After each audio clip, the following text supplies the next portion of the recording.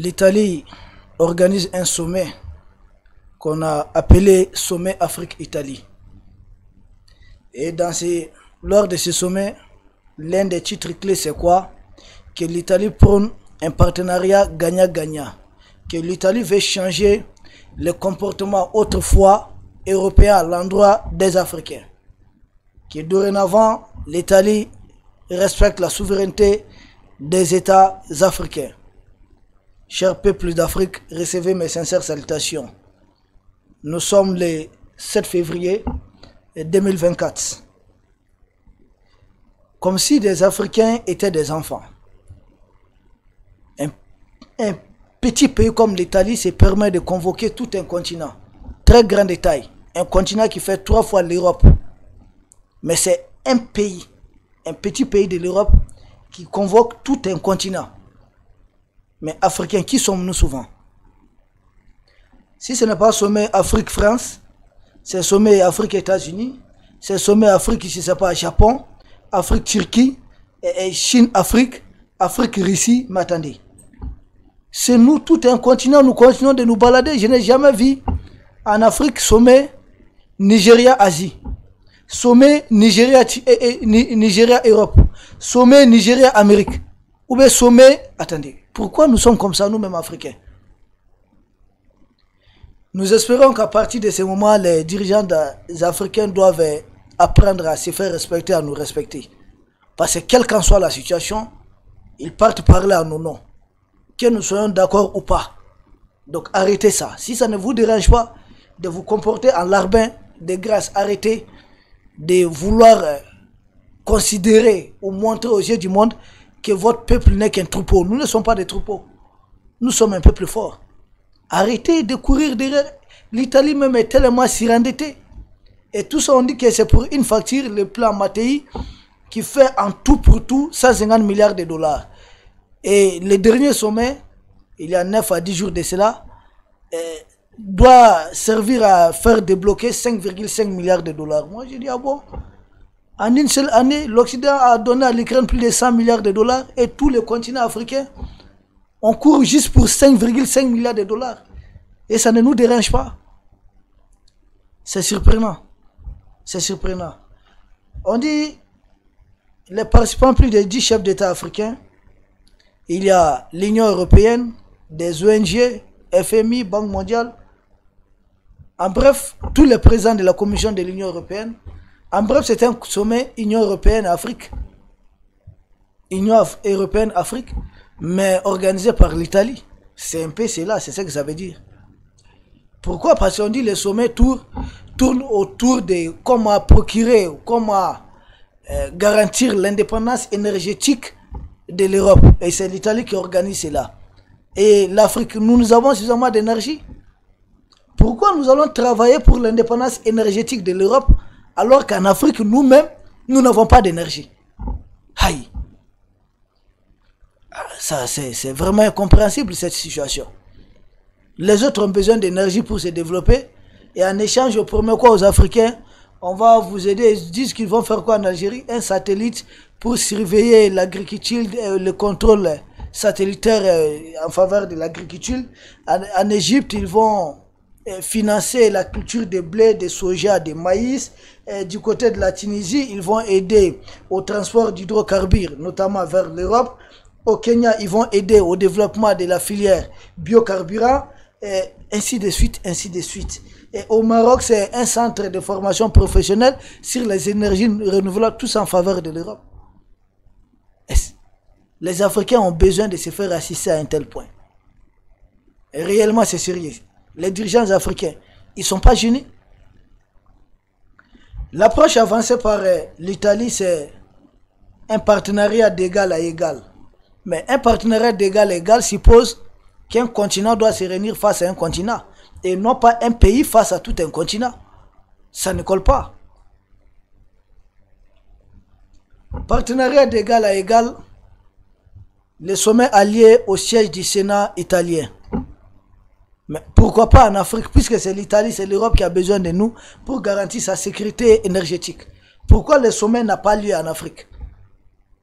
Mais jusqu'à quand les dirigeants africains les pseudo-démocrates qu'on a mis à la tête des États africains vont continuer à nous humilier jusqu'à ce point. On vous fait convoquer, puis vous prenez vos avions, vous vous retrouvez directement là-bas pour la sécurité énergétique de l'Europe. Et que gagne l'Afrique concrètement? Donc il est question d'appauvrir davantage l'Afrique, parce que la dame qui est à la tête de l'Italie, qui a convoqué ce sommet, Georgia, comment elle s'appelle, Georgina Meloni, comme ça, excusez-moi du terme, les noms des Toubabou là me paraissent souvent compliqués. Mais elle avait fait sa campagne autour des questions d'immigration, qu'elle allait freiner cela. Au même moment, on continue de dire, Africains, venez, nous on a encore besoin de vous piller, de vous voler pour sécuriser l'Europe sur le plan énergétique. Mais vous, Européens, si vous ne voulez pas des migrants, vous ne voulez pas de cette question d'immigration, mais arrêtez d'appauvrir l'Afrique, arrêtez de voler les Africains. Vous venez tout prendre ici, les produits locaux, vous prenez tout. Nos pétroles, les gaz, vous prenez tout, vous dites c'est pour la sécurité énergétique de l'Europe.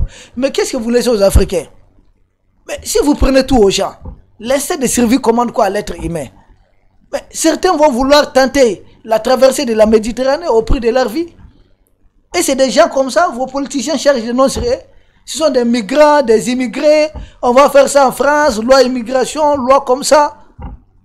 Mais vous vous enrichissez en nous appauvrissant. Si vous ne touchez pas au pétrole africain, au gaz africain, quel Africain doit aller en Europe? Mais les Africains vivaient tranquillement, n'avaient pas besoin de traverser la Méditerranée. Nous, on ne connaissait pas ça. Cela n'a commencé qu'après la période de colonisation, dans ce qu'on appelle ici le néocolonialisme. Et aujourd'hui encore, vous continuez à faire vos campagnes dans le dos des Africains. Ouais, les immigrés sont nombreux ici. Il faut limiter l'immigration clandestine, mais limiter le pillage de l'Afrique. Et c'est compliqué. Limiter le pillage de l'Afrique, arrêter le vol de l'Afrique. Il n'y aura plus d'Africains chez vous. Que chacun reste chez lui. C'est vous qui avez besoin de l'Afrique pour garantir ce que vous appelez votre sécurité énergétique. C'est vous qui aviez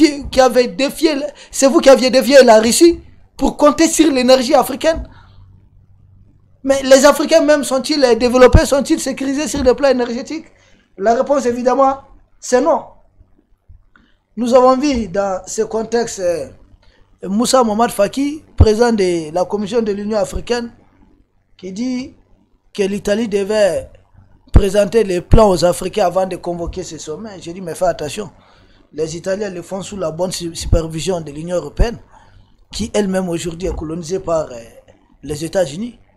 Et toi, Moussa Mohamed Faki, l'Union européenne, l'Union africaine, tu es là-bas grâce à qui? C'est aux États-Unis. Donc vous avez les mêmes patrons. Donc arrêtez de vouloir nous endormir avec des discours inutiles, des farfelus. J'ai pris beaucoup de notes, chers peuples d'Afrique. L'Italie, dans sa compréhension, pense vouloir remplacer la Russie par l'Afrique, précisément par l'Algérie, parce qu'elle achète beaucoup d'hydrocarbures à l'Algérie, du gaz et autres, et utiliser ça pour l'Europe. C'est comme la France venait voler l'uranium au Niger pour bien sûr les intérêts de l'Europe. Dans chaque pays d'Afrique, ces gens-là, ils sont solidaires entre eux. Malgré ce que les gens voient dans la paresse, entre eux, ils sont solidaires. C'est nous autres Africains qui ne sont pas solidaires. C'est nous autres Africains qui continuons de nous bombarder ici. Si on ne parle pas de guerre civile, on parle de quelle guerre là? Mais tout ça, c'est des Africains qui tirent sur des Africains. Et les autres là vont continuer à venir dire, ah c'est pas bon, une ONG va enquêter. Mais c'est des Africains qui sont instrumentalisés contre des Africains. Allez vous voir ça en Europe. Africains, ouvrons grandement nos yeux, nous sommes des gens intelligents.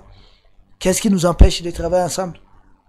Voir des pays africains, on va aller faire la guerre de la démocratie. La démocratie c'est quoi dans nos langues d'Afrique? Il s'agit de quelle démocratie concrètement? Est-ce qu'il y a une démocratie dans ce qu'on appelle l'Afrique subsaharienne? Une démocratie avec une monnaie étrangère, avec des bases militaires étrangères partout, c'est une démocratie ça? Il n'y a pas de démocratie pour un pays qui n'est pas souverain.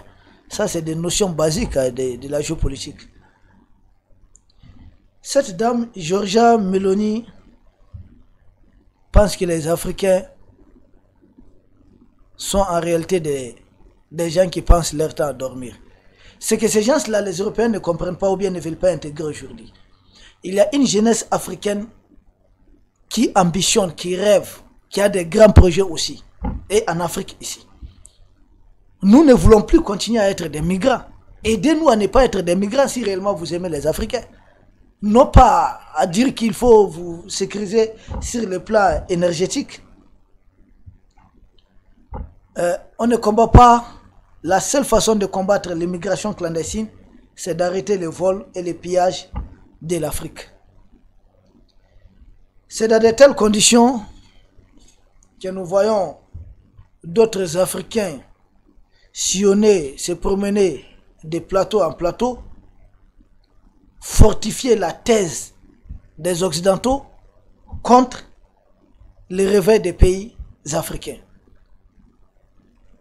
C'est des gens, s'ils sont sur des plateaux des Occidentaux, leur discours le plus fort, droit de l'homme, démocratie, état de droit.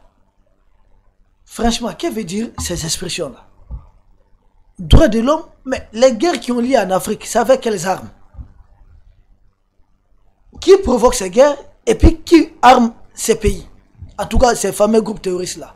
Mais qui est derrière tout ça? Et les mêmes gens viennent vous chanter des questions de droits de l'homme. Mais qu'est-ce qui se passe aujourd'hui entre l'Israël et la Palestine? Et là, on ne comprend toujours pas le droit de l'homme.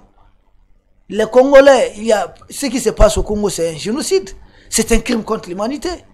Mais il y a un silence total. Tout le monde s'apitoie sur le cas de l'Ukraine, sur le cas de la Palestine. Mais on dirait que les Noirs ne sont pas des humains. Personne ne s'apitoie sur ce qui se passe au Congo, dans le Sahel. On tue des Noirs comme des mouches. Et ça ne dérange personne. Au même moment, vous avez des pseudo-intellectuels africains. Parce qu'en fait, plus vous direz dans l'école occidentale, plus vous êtes occidentalisé à ce point. Votre degré de renégat dépend de l'année que vous mettez dans l'école occidentale. Souvent, c'est comme ça.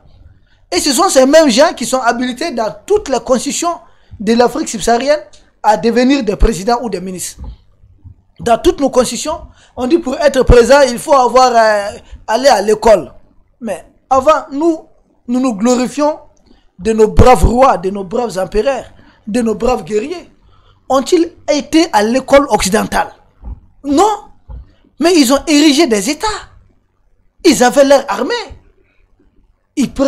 Leur armée était puissante. Il y avait une économie prospère. L'Africain n'avait pas besoin de se jeter à la Méditerranée.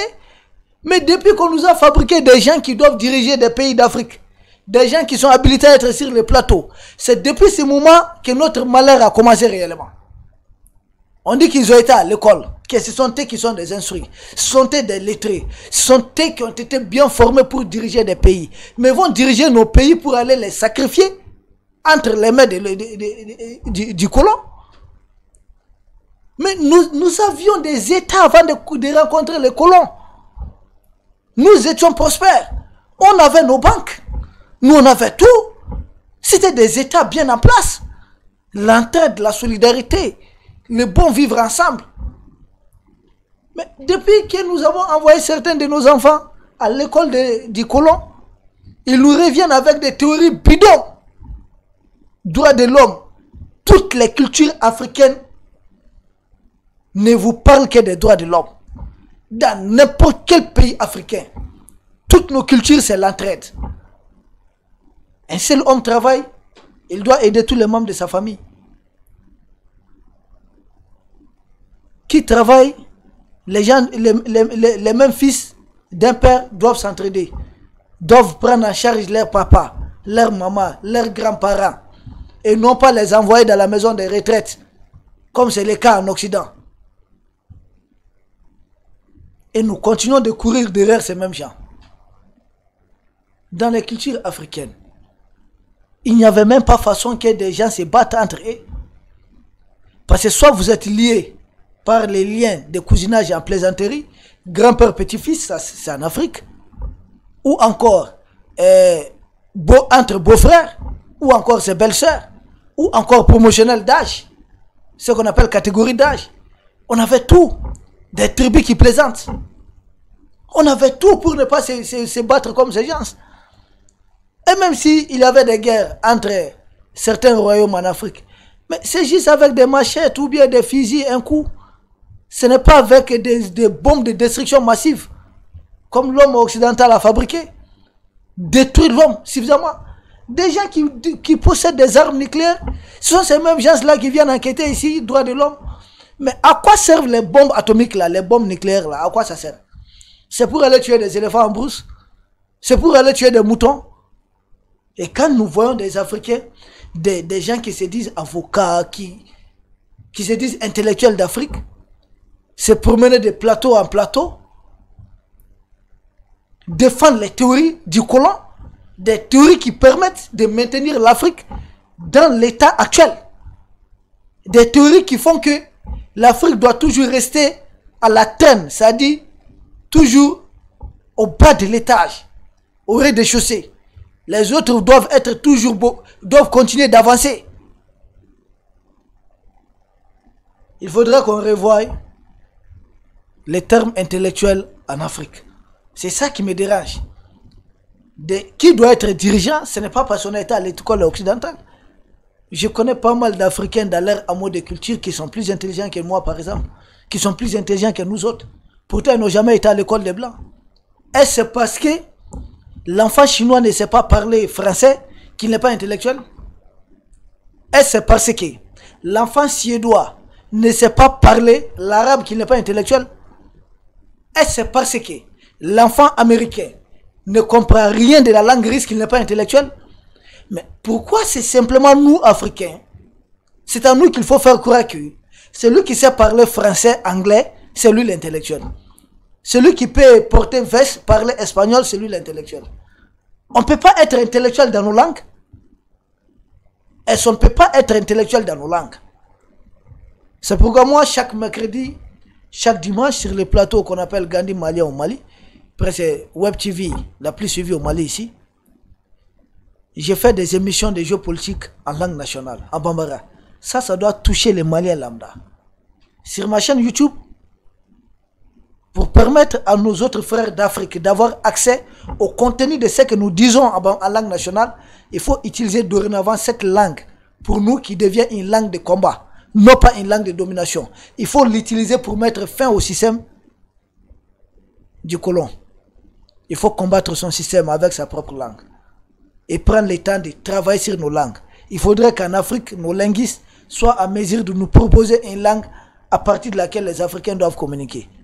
Il est temps qu'on arrête de faire croire aux Africains que c'est parce qu'on sait parler le français, des petits français, qu'on est intellectuel et qu'on doit se donner le droit de devenir ministre, président et autres, parce qu'on dit c'est entre ceux qui ont été à l'école.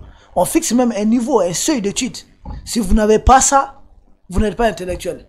Mais celui qui a étudié dans son amour de culture auprès des vieux, auprès des vieillards, qui connaît l'histoire de son pays, mieux que nous autres d'ailleurs, lui il est exclu de la course. Et qui est habilité à être fonctionnaire en Afrique? Uniquement ceux qui ont été à l'école des Blancs. Tout Africain qui n'a pas été à l'école est considéré comme sauvage. Lui, il n'est pas appelé à être un fonctionnaire. Donc, il ne doit pas bénéficier des impôts. Attendez. Et ils doivent rester des bergers derrière des troupeaux, des paysans qu'on doit considérer comme des misérables. Et les autres vont aller faire campagne, voter encore pour nous pour mieux les voler. Le problème de l'Afrique, c'est un problème de système. Au lieu de continuer à courir derrière des sommets, si ce n'est pas en Italie, c'est en Turquie, c'est en France, c'est en Russie, c'est aux États-Unis, sortons de ce vocabulaire africain. Celui qui a besoin de l'Afrique, il sera en Afrique. Il vient en Afrique. Il a besoin d'un pays africain, il discute avec ce pays. Comment nous emballer, nous mettre dans la boîte, dans un seul panier, comme si nous sommes un seul troupeau?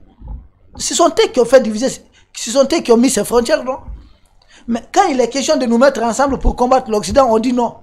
On travaille ici au niveau de la CEDEAO, on nous a empêchés. Les trois pays de l'Est décident de quitter pour être totalement souverains. Là, on dit non, restez encore dans ça. Restez dans la CEDEAO. Restez dans l'organisation qui va continuer à enrichir l'Occident contre les Africains. Restez dans cette organisation qui est un syndicat des chefs d'État. Et ce sont ces gens-là qui se regroupent du côté de l'Europe, dans beaucoup de pays, et ils disent qu'ils parlent au nom des Africains. Non, ils parlent à leur propre nom. Malheureusement, c'est nous qui sommes à peu près leur bétail. C'est comme ça qu'ils nous considèrent. Nous encourageons beaucoup de pays africains à emboîter les pas des pays de l'AES. C'est des sommets de trop. Aucun de ces sommets n'a jamais servi à développer l'Afrique. Jusqu'à quand nous autres Africains, nous allons continuer à courir entre